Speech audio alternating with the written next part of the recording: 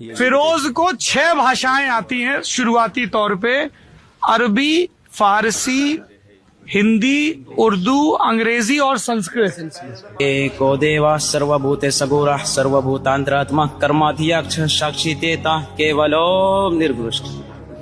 क्या मतलब हुआ इसका?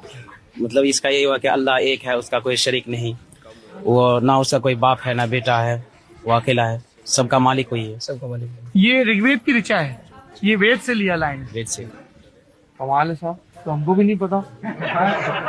वाह साहब वाह।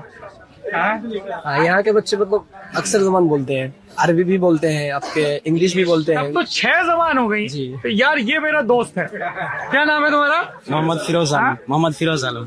फिरोज को 6 भाषाएं आती हैं शुरुआती तौर पे, अरबी, फारसी, हिंदी, उर्दू, अंग्रेजी और संस्कृत। वाह फिरोज साहब वाह।